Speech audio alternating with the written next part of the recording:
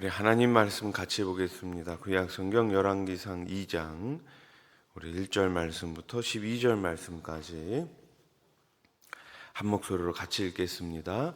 다윗이 죽을 날이 임박함에 그의 아들 솔로몬에게 명령하여 이르되 내가 이제 세상 모든 사람이 가는 길로 가게 되었노니 너는 힘써 대장부가 되고 내 하나님 여호와의 명령을 지켜 그 길로 행하여 그 법률과 계명과 율례와 증거를 모세의 율법에 기록된 대로 지키라.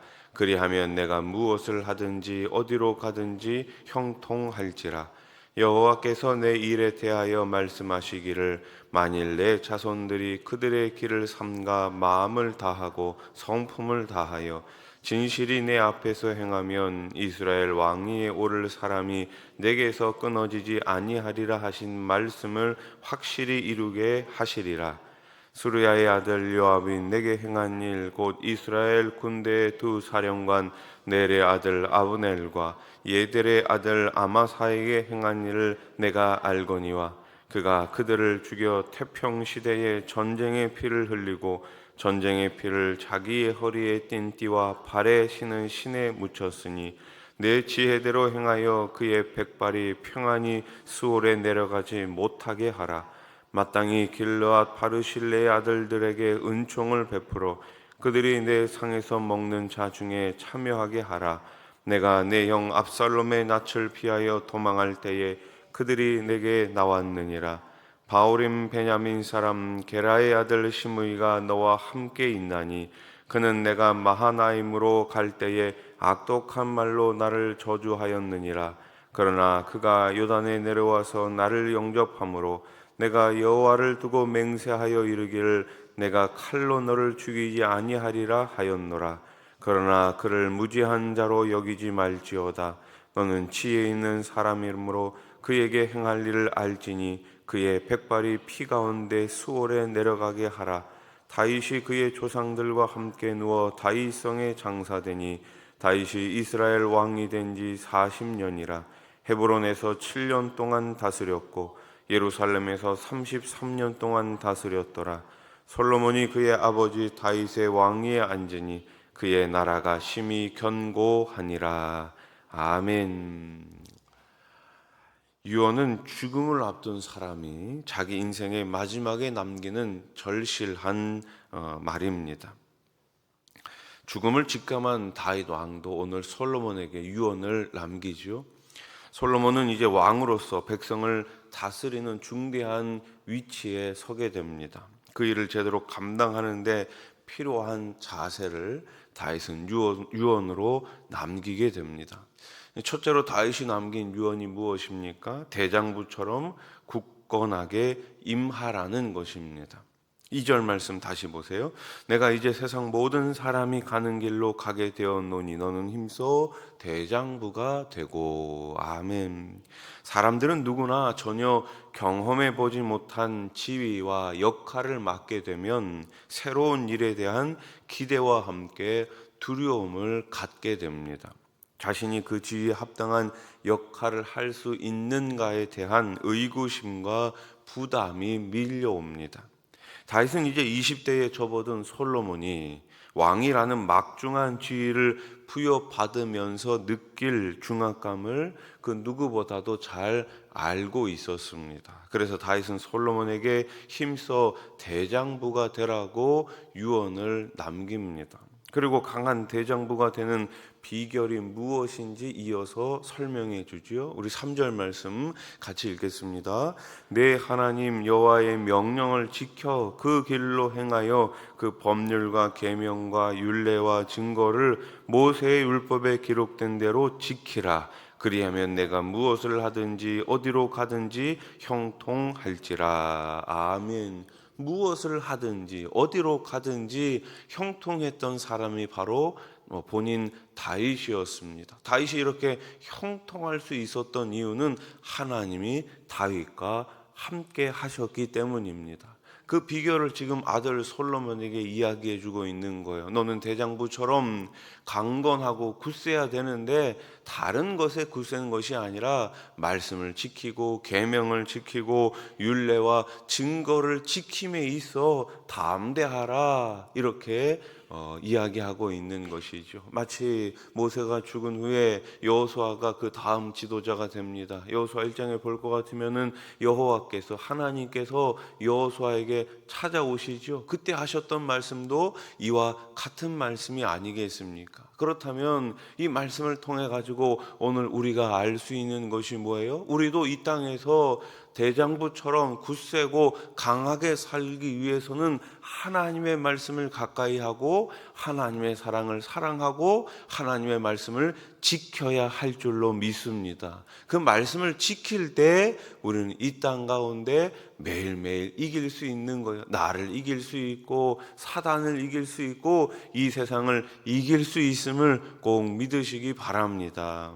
이러한 다윗의 유언은 40년 동안 왕위에서 깨달은 교훈이었을 것입니다. 그가 블레셋과 오랜 전쟁을 치르는 가운데 하나님의 뜻에 순종해 나갈 때는 아무리 불리한 전투에서도 어떻게 했어요? 이길 수 있었습니다. 승리할 수 있었어요. 하지만 반대로 그가 밧세바를 범하고 우리아를 죽이는 죄를 짓자 자기 아들에게 왕위를 찬탈당하고 도망자로 전락해 생명의 위협을 받아야 했습니다. 하나님은 우리 모두에게 가정이나 직장에서 특정한 지위와 역할을 주시고 그것을 감당하게 하십니다. 우리가 그 역할을 대장부처럼 감당해내려면 무엇보다도 하나님의 말씀 안에 거해야 하는 것이죠. 우리 심령의 담대함은 우리의 인간적인 의지나 결과가 아니라 하나님이 주시는 지혜와 능력에서 나오는 열매입니다. 하나님은 당신의 명령을 지키는 자에게 형통함과 번영을 약속해 주십니다. 하나님의 뜻에서 벗어나지 마시고 순종의 자리를 끝까지 굳건히 지키시는 우리 수원아산교회 성도님들 되시기를 주의 이름으로 축복합니다. 둘째로 오늘 다윗이 남긴 유언이 무엇입니까? 따라해 보십시오. 공정하고 지혜롭게 처신하라. 자, 왕이 됐으니 어떻게 해야 됩니까? 공정하게 해야 합니다. 또 지혜롭게 해야 하는 것이죠. 다윗은 요압과 시므엘을 살려두지 말라고 이야기합니다. 또 충성스러웠던 바르실레에게는 상을 주라고 이야기합니다. 이러한 다윗의 유언은 어떻게 보면 좀 옹졸함이 묻어 있는 듯합니다. 굳이 죽일 필요까지 있어? 나에게, 다윗에게 이렇게 조금 잘못했다고 죽일 필요까지 있어? 그렇지 않습니다. 솔로몬이 앞으로 마주해야 하는 현실을 알려주는 매우 현명한 조언이었습니다. 요압은 다윗과는 친척 관계였습니다. 매우 가까운 관계요. 혈연적으로도 가까웠고 전쟁터에 나가서도 매우 가까운 대장부였습니다. 수많은 전투에서 다윗과 싸운 동지였죠. 그러나 그는 매우 폭력적인 사람이었습니다. 다윗의 명을 어기며 살인을 저지르기도 했죠. 분명히 전쟁에서는 이런 용맹한 장수가 필요한 건 맞습니다. 그러나 이거를 공적인 영역에서만 바라보는 것이 아니라 사적인 그런 감정을 드러내면서 다윗의 그 명령을 어기고 사람을 죽였던 거예요. 또한 시므이는 어떤 사람입니까? 사울 가문의 몰락을 다윗의 책임으로 돌리며 복수심을 늘 가지고 있었던 사람입니다. 여러분, 가장 무서운 사람이 어떤 거예요? 그 안에 복수심을 늘 가지고 있는 사람 아닙니까? 내가 어떻게 해서든지 그 자리에 올라가면 나한테 이렇게 했었던 사람 다 없애버릴 거야. 다 나한테 해코지했던 사람들 내가 다 물리칠 거야. 반면에 바르실레는 어떤 사람입니까? 다윗이 압살롬을 피해 도망자가 되었을 때 그에게 음식을 가져다 제공해 준 은인이었습니다. 도망가는데 아무도 다윗의 편에 서지 않으려고 했을 때 바르실레는 자신의 목숨을 걸고 다윗을 도와주었던 사람이죠. 7절 말씀을 보세요. 마땅히 길르와 바르실레의 아들들에게 은총을 베풀어 그들이 내 상에서 먹는 자 중에 참여하게 하라. 내가 내 형 압살롬의 낯을 피하여 도망할 때에 그들이 내게 나왔느니라. 아멘. 다윗은 자신이 가장 어려웠을 때 도움을 주었던 그 바르실레 그의 아들들을 잊지 말라고 이야기합니다. 은혜를 받았으니, 은총을 받았으니 잊지 말라는 이야기이죠. 다윗은 이제 막 왕이 오를 솔로몬에게 위협이 될 만한 두 사람을 지적함으로써 솔로몬을 보호하고 그의 권력을 행사하되 상벌을 분명히 함으로써 공정하고 지혜로운 처신을 하도록 당부한 것입니다. 상벌을 정확히 하는 것, 그것이 중요합니다. 하나님 나라도 마찬가지입니다. 우리 하나님은 반드시 우리에게 상을 주십니다. 일한 대로 상을 주십니다. 충성한 대로 상을 주십니다. 우리 하나님께서 저와 여러분들에게 예비해 놓으신 그 영광의 면류관을 받아 쓰기까지 우리 하나님께서 가장 기뻐하시는 아름다운 일꾼, 거룩한 일꾼들 되시기를 주님의 이름으로 축복합니다. 우리 역시 가정에서는 자녀들의 부모로서, 일터에서는 또 대표 혹은 직원으로서 합당한 처신을 요구받고 있죠. 우리는 욕심과 이기심을 최대한 어떻게 해야 됩니까?